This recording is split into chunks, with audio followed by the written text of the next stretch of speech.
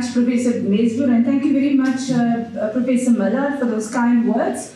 She is in Canada, so I know it's very early morning there, about 9 o'clock, and she has to run, as a busy Dean of Law faculty there, she has to run to her meetings.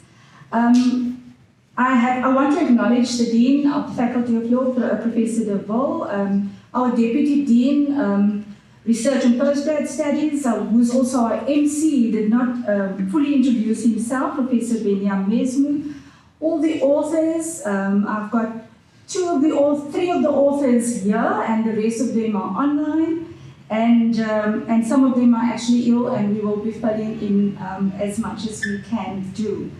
I will provide the context of our book, and I want to put it against the background of the global financial crisis, and that's the 2007-2008 global financial crisis, or the GFC as we call it, is regarded as the most serious economic disturbance, with losses from the crisis estimated to be more than $15 trillion US.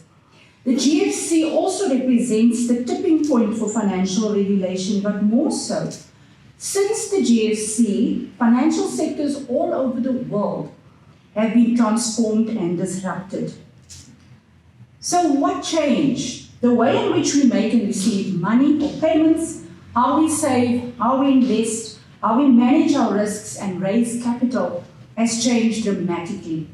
The form that money takes has also changed. Money has evolved beyond coins and physical, paper-based legal tender currencies issued by our central banks, and it now takes the form of cryptocurrencies, or as we call it in South Africa, crypto assets, stable coins, mobile money, e-money, and central bank digital currencies, or CBDCs, which is essentially a digital equivalent of legal tender currency issued by our central banks. The reality of financial services interacting with technology is not something new. As Albert Puja will take us through the evolution slightly later, you will see it's definitely not new. However, the global financial crisis provided a tipping point that intensified this interaction between financial services and technology. And in our book, we call the period between the global financial crisis and to date, we call that period the age of the FinTech boom. Other commentators refer to it as the FinTech revolution. We predict in our book that Africa and Asia will lead the rest of North America, Latin America, and Europe in terms of FinTech's adoption. According to Menat in 2016, this can be justified on the ground that, and I quote, "The lack of infrastructure in developing countries leaves room for innovation that will not find success in overbanked and heavily entrenched economies in the West." And I want you to take that in, because that actually has a great impact, or had a great impact on us choosing to position the book as we did in the end. It is very important to note, ladies and gentlemen, that as far as financial regulation is concerned, the emergence of FinTech did not alter what essentially constitutes financial regulation, or what it should aim to achieve. And furthermore, the objectives of financial regulation, such as prudential, which is your micro and your systemic safeguards, consumer protection, as mentioned by Prof Miller now, fair competition, and market integrity, all of those objectives remain the same. However, and this is what FinTech does, it alters the dynamics of achieving these goals. So very briefly, what is FinTech? We actually go into detail. Pooja and I had great fun with chapter 1. In what we call unmasking this enigma called FinTech. But I'll be brief here to say that while technology has always been an integral part of the financial sector, it's only recently that the term FinTech has come to be used, has gained popularity and widespread usage. When I look at my own grey hair, which you by the way can't see because I hide it, my grey hair stems from the fact that when I started researching electronic payment systems in 1996, I've now really seen the evolution, and if we're talking later about the evolution of FinTech 1.0 to FinTech 4.0, we are now, I've seen the electronic money, the electronic payments moving into the mobile money and the mobile payments, and now the FinTech. So the E, the M, and now the F. That makes no sense in terms of sequence. In our book, we look at different approaches to defining FinTech, and our conclusion or our argument is the following. If FinTech is a systemic phenomenon, as suggested by Omarora in 2019, it then follows that it necessitates a systemic regulatory response. Furthermore, the regulatory response to FinTech cannot be limited to only a few aspects, but one must cover the entire spectrum of financial regulation. So in other words, it would have been nice for us to just say we're doing prudential and we're not worried about the market integrity, which is the market conduct side. And it's important to look at the full spectrum of financial regulation. So keeping this book's focus on how FinTech intersects with regulation, law and regulation, keeping that in mind, Pooja and I advanced the following broad definition. FinTech is, number one, the application of technology to finance. Two, with the potential to improve the financial sector's effectiveness and efficiency. Three, while also likely disrupting a couple of things. What are those things? Disrupting existing models of delivering financial services, incumbent providers of financial services, established practices, and aspects of the regulatory regime. And if you quote us, you can quote us as Lawack and Pooja 2023. So what we did was we looked at the different aspects or components of FinTech, the enabling technologies and the policy enablers. Because you can do all things, but if you don't have the policy enablers, then those things would just be beautiful technologies that we have that won't be able to be implemented and really realized. And we also trace the evolution of FinTech 1.0 to FinTech 4.0, and Pooja will deal with that very, very briefly, and then I'll come back and take over to discuss the regulation of FinTech and what are some of those regulatory challenges that one would have to deal with and consider when you are dealing with FinTech, and how those factors actually influence the law and the regulatory part as well as the policy relating to FinTech. And I'll end off with what motivated this book. We can come to the front.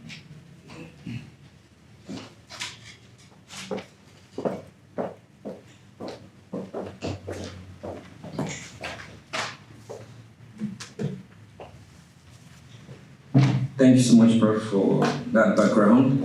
So I think I would be, again, there's a lot to say about FinTech. And FinTech is one area that, how would I put it, almost everything is inconsistent. There are a lot of debates about almost everything that has to do with the field. Some people would say it's finance technology. Some other people would say it's financial technology. So there's always a debate as to what FinTech is or what FinTech is not. And in the book, what we tried to do was to kind of consolidate these different perspectives and then come to a middle point that to some extent aligns with what the international standard setting bodies are saying about what FinTech is not, about how we understand the history and all of that. So again, Prof mentioned that we'll be speaking to quite a number of issues, including the historical perspective of FinTech. And even the historical perspective of FinTech is even a subject of debate. And why do I say that? There are two ways that one can understand the history of FinTech. So some people have tried to speak to the history of FinTech by looking at evolution of technology, so the transitioning of technology. And for this purpose, you would identify there are 4 stages that have been used to explain how technology has transitioned. Again, as we understand, before, the mobile phones are not as smart as they are today. Today, we call them smartphones. Some years back, they weren't smartphones, so to say. They were not as good as they are today. So same thing applies to the kind of technology that finds place in the financial system. So we have FinTech 1.0. At that stage, it was very, very analog. you have transatlantic cables and what have you. And then you now had FinTech 2.0, and then things started to become more sophisticated. So there was a transitioning from analog to the use of digital technologies in the financial system. And again, one dominant aspect of, or one notable technology of FinTech 2.0 is actually the ATM. And that was invented around the 1950s and all of that. Barclays Bank in the UK was actually the first bank to come up with the ATM and all of that. And then when we go to FinTech 3.0, you'd see that things started improving. And FinTech 3.0 is quite unique because, again, it is from 2008. And again, we know 2008, global financial crisis. And there was a lot of apathy, so to say, for the financial system. There was a lot of distrust for the traditional financial institutions. So one notable thing that came up was you had a lot of startups, which we call FinTech startups, emerging to kind of complement the services that traditional financial institutions offer. And we're currently in FinTech 4.0. FinTech 4.0 is when we now hear about Twitter, for example, which is now called X, telling you that they can link your accounts for you to be able to use crypto assets on your accounts. FinTech 4.0 is also when you hear Ant, which is in China, or where you hear Facebook saying that they can also offer you some form of financial services through their channels that were traditionally only being offered by traditional banks as we understand them. So again, a lot is changing. When you look at that technological change and then new persons coming into the industry, you see that a lot has changed. But that's just one perspective in terms of understanding the history of FinTech. There's also the regulatory perspective, which we kind of prefer, so to say, because again, that regulatory response will tell you that often when there's an action, there will be a reaction.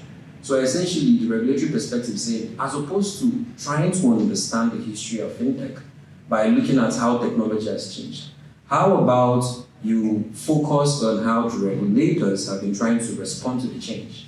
It's more biological, so to say. And from that perspective, you also have the FinTech 1.1, 1.0, 2.0, and what have you. But ultimately, you see that initially, governments or regulators tried to not, they had a laissez-faire kind of approach. They didn't want to regulate, so to say. But over time, again, we saw quite a number of challenges that are associated with the use of technology in the financial system. And that is why we have a very intense regulatory landscape for technology now. So that's as it relates to the history. Then another aspect I was speaking to is in terms of, again, since it's very, the meaning of FinTech is so much debated, we can kind of break down or make it easier for us to understand what FinTech is by looking at the various aspects of FinTech. So for that purpose, you have different frameworks. There's a notable framework called the FinTech Forest. There's also another framework called the FinTech Tree. But all these frameworks, what they do essentially is to point you to the different components or the different aspects of FinTech. So the first one is actually the FinTech Tree, and it's actually a framework that was proposed by some researchers with the BIS. And what did they say? They say if you want to understand FinTech, we have to look at three key things. We have to look at the FinTech activities. And all of us here have heard one of the FinTech activities or the other. I'm sure we must have heard of mobile money or crypto assets, as Prof has mentioned. We might have also heard of digital banks and what have you. So those are the FinTech activities. And then you also have the policy enablers, which Prof mentioned. So in a space where you have FinTech, you need to have certain enablers for it. You need to have the right regulatory framework. You need to have, again, they have very unique names for them, regulatory sandboxes. You can hear things like innovation hubs. And so those are all the unique kind of regulatory response that applies to FinTech. And then another aspect that is also kind of embedded in this concept of the FinTech tree is also the enabling technology of FinTech. And the enabling technology of FinTech is not unique. So let's try to clarify that it's not unique to just the financial system. So these technologies are also being used in other industries or sectors. But again, we know that the financial system is it's like the lifeblood of every economy. So often when something is used in the financial system, there's a tendency that it would be spoken of or more appreciated because it's the financial system, even though it applies to other industries. For example, when we speak of in Australia, I think one of our speakers told us they call it RegTech. But in South Africa, you hear RegTech. So RegTech is often spoken of as if it is exclusive to the financial system, but it's not. So you can also apply RegTech even in the health sector. Why? Because RegTech simply means you're adopting technology to facilitate implementation of regulation and again see how regulated firms comply with regulation. And then you also have the sub-tech aspect and all. So it depends on how one wants to sit. So that's for the forest, that's for the fintech tree. And then you also have the fintech forest. So the fintech forest kind of expanded our understanding of the fintech tree. They're like, yes, these aspects you've mentioned is good, but fintech actually has much more than that. So you need to have a consumer base for fintech services. So again, if we're not using mobile money, or if we're not using crypto assets, really fintech wouldn't be a thing. So you were like, let's expand the framework and identify the financial consumers that in fact consume these fintech services. And they were like, let's not stop there. In fact, technology does not work on its own. You have people that actually make technology to work. So that being the case, they were like, yes, let's also identify the human capital that is behind technology. And then the last but not the least, they were like, again, no company operates without financing. So they're like, let's also acknowledge the financial capital that is used to drive the operations of fintech companies or fintechs and all of that. So that is, in a nutshell, those different aspects of fintech. So even if we don't appreciate what the meaning of fintech is, at least we know different things we can look at that tells us that, yeah, this is what fintech is. And then the last aspect I was speaking to is in terms of, yeah, our book is focused on Africa. So again, why are we so keen? And Prof has made reference to what Men had said in our book in terms of this is why fintech is going to thrive in the continent. So number one is we have inadequacy of infrastructure for financial services. In fact, if you go to the internet and search financial inclusion, maybe if there are 10,000, if there are 10 articles, 9 will probably be on Africa. Why? Because again, you have a lot of financial exclusion and all of that. You don't have half of the populace having access to bank accounts and all of those other things. So that's why it's going to be big here, because one of the objectives of fintech is actually to drive financial inclusion. But also, you see in the book that we mentioned the fact that one of the risks of fintech is also that it can also push exclusion. So for example, now it relies on technology. So in rural areas where you don't have technology, how do you think you'll be able to access fintech? And you don't want to get to a point where you feel like, oh, we have fintech, and then you have a particular aspect of the society that is excluded financially because they don't have access to technology. So we also highlight some of those. So even the benefits of fintech in some certain way, the reverse can also be like the cost of fintech, you can say that. And I think Prof will also speak further on that. So in Africa, what are we seeing? So there are different ways to see the penetration of fintech in Africa. You can look at it from the perspective of the investments. And I can tell you the investments have been growing here and here. In fact, Africa is the continent that is getting the most funding in terms of fintech.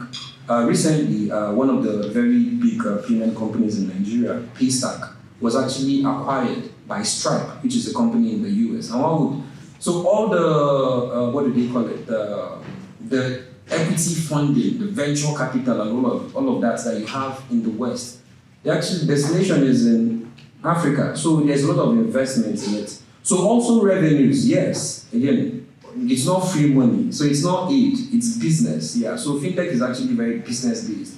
So again, these companies are continuing to invest in the continent because revenues are coming up. And then the other part will then be adoption. Again, I think quite a number of us are familiar with M-Pesa. M-Pesa is, again, there's a research by the World Bank, I think, that says that 4 out of 4 people in Kenya, 3 have an M-Pesa account. So there's also that widespread adoption in the continent. So we looked at these things. And then the last but not the least was to also see, in terms of what are the countries and the continents that are doing amazingly well. And yes, I'm proud that my country is part of those 3. Nigeria is there. And then South Africa also is there. And then the third country being Kenya.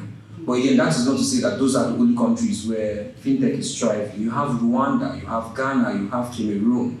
You have Zimbabwe, you have Tanzania, and all of that. So yes, so that's what we try to do in looking at the penetration and development of fintech in Africa. So I'll give it, I'll turn back to you to continue.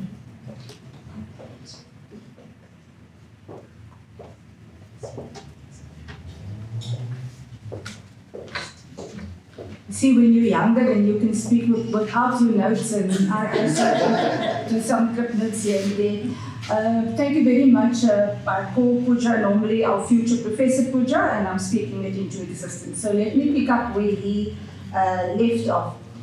There's always in our field the requirement to look at what are those benefits that FinTech would bring, but then also offsetting that with the kind of risks and challenges. So the benefits, you've heard some of that. The benefits would be that FinTech can help financial sector become much more diverse, more competitive, efficient and effective, and inclusive. But if you look at the number of risks or obstacles, regulatory challenges, the list is actually quite long. Some of them Pooja just mentioned. But these concerns could include things such as consumer and investor protection. So how do you actually deal with that and protecting the rights of the consumer and the rights of the investor? The clarity and consistency of your regulatory and legal frameworks, and the potential for what we call regulatory arbitrage. That's where you play off the regulators between each other because you have a gap in your regulation, and possible contagion, which is what we call, other word for that is systemic risk. Another concern is the adequacy of the existing financial safety nets that exist. So if you're a central bank, such as South African Reserve Bank, then you should be concerned about, would our lender of last resort mechanisms or functions that are part of central bank, would that be adequate if there is a crisis? And then there might be potential threats to financial integrity. Here I talk about anti-money laundering, combating of financing of terrorism, and proliferation financing, which is the financing of weapons of mass destruction. And you have to look at these risks very carefully in relation to the many benefits that FinTech brings. Then, Pooja alluded to this, ensuring a level playing field between regulated financial institutions and the FinTech players, because now you have FinTech firms and big techs and all of those kind of things coming into the market. The other concern could also, a challenge is that if you're in a kind of country that already has a dysfunctional financial system, so where you have the financial sector that maybe generates and allocates money in the financial system or in the economy, if you use FinTech and you don't have a proper sound legal and regulatory framework for that, it can actually exacerbate that situation. It can magnify that kind of dysfunctionality. And with financial inclusion, that is one of my passions. What oftentimes also sometimes happen is that we present FinTech as a means to improve the digital divide, because it has the potential to undermine the digital divide, and this is something that you get on our continent. But this is especially true where you have large populations that don't have access to mobile, internet service, etc. It actually does the opposite. It actually makes that digital divide even bigger than what we think. And there, in those cases, the ones that benefit would be the higher income populations within that country. One of the risks, because we now have new entrants into the market, is, for example, digital banks, or what we call neobanks. They can actually, because of greater risk taking sometimes, you can also be exposed to greater liquidity risks. And this is because normally as a bank you would have liquid assets that would be commensurate to the kind of risk that you might bring into the system. So here you have a new form of bank, it's a virtual bank, and the requirements might be slightly lower than what your traditional banks would. And also the kinds of liquid assets might have an influence on how liquid they are. So this is where, for regulators, it's very important that your capital adequacy ratios, your other prudential requirements that you set, that those are paramount in order to protect the system from systemic risk. So this is not an exhaustive list. I can go on and on. The other factors that one needs to look at, resiliency in the sector, and then maybe a last one or two.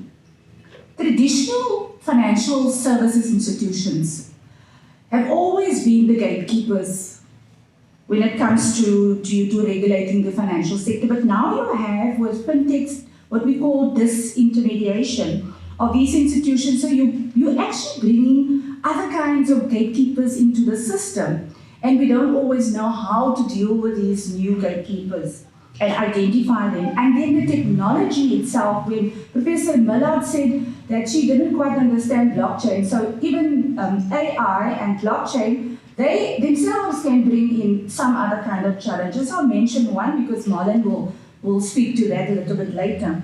So AI relies, in order to do the forecasting, the generative power of AI, and especially on decision making, AI relies on data to make those decisions.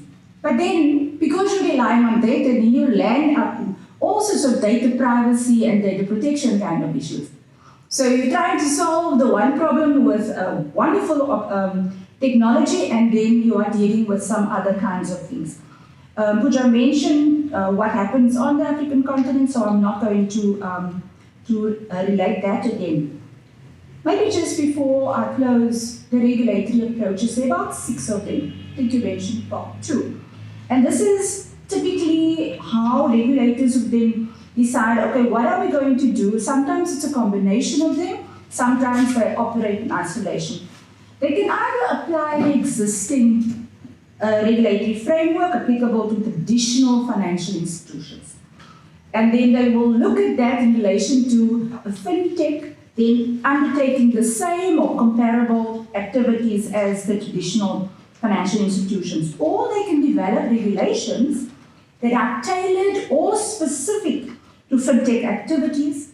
They can prohibit fintech activities, and in our experience it never works because all you drive it underground. Then you can do the wait and see approach, see what will happen, and decide that you're not going to intervene.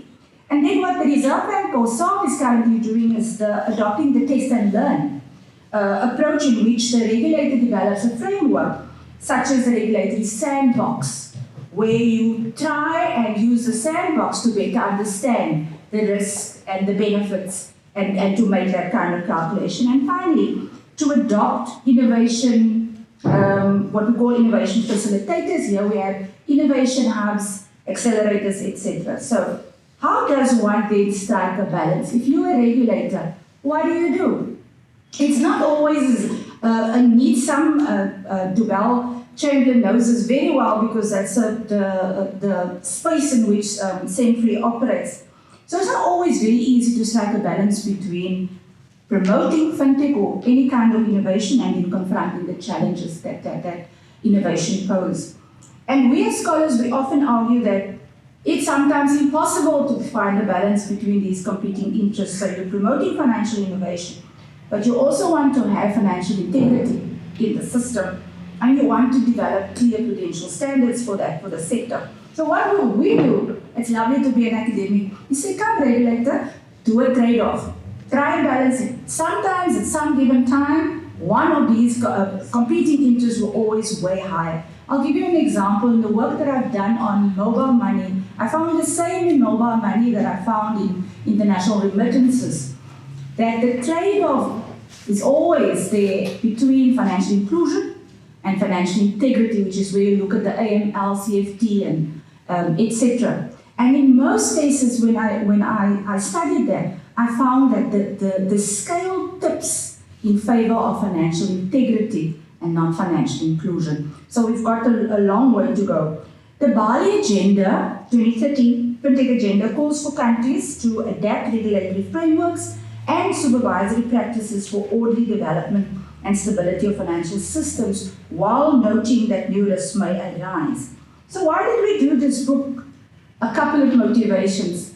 The Bali FinTech Agenda is actually a lovely challenge to say, okay, so if this is a new phenomenon and if these are the benefits, so how do you really look at the law and how do you look at regulation in this space? And before you can even look at the law and regulation, there needs to be some policy. And so that was one of our challenges. The other one for us was around there's so few books. You get a lot of reports, And you get, especially from the Bank for International Settlements, World Bank, IMF, etc.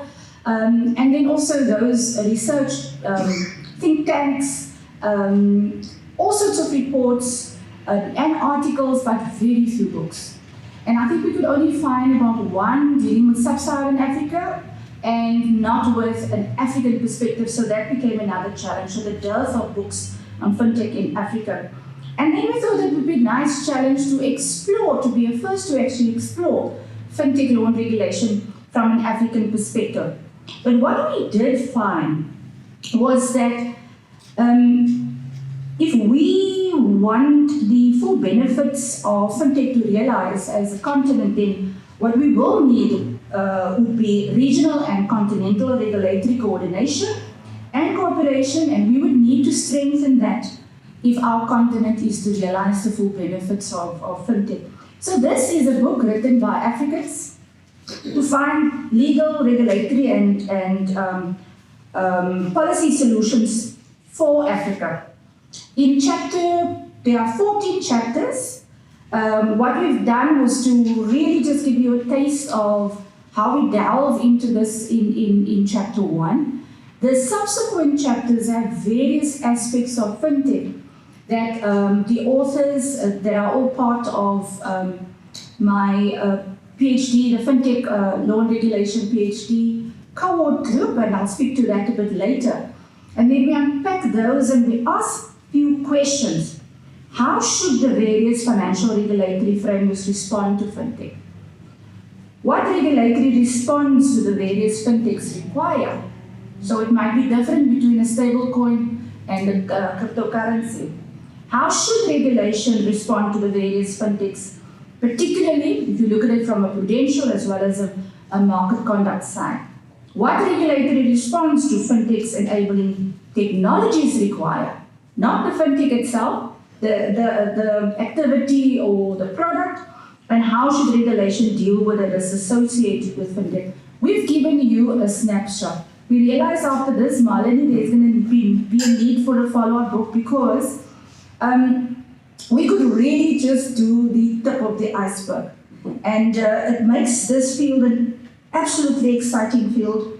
And we're hoping to bring, to have a colloquium next year where we can really, tonight they're just giving a short overview of some of the chapters, not all of them are here. So in the book, in chapter 14, I conclude by drawing together the different regulatory and legal gaps that we've discovered as well, our findings, and the recommendations that we made to overcome some of these gaps. But then I also suggest a future FinTech law and regulation research agenda, which makes this a very exciting space. In conclusion, we hope that this book stirs in you an interest in the various policy, legal, and regulatory aspects surrounding FinTech that require real, rigorous academic policy and regulatory discourse. I thank you.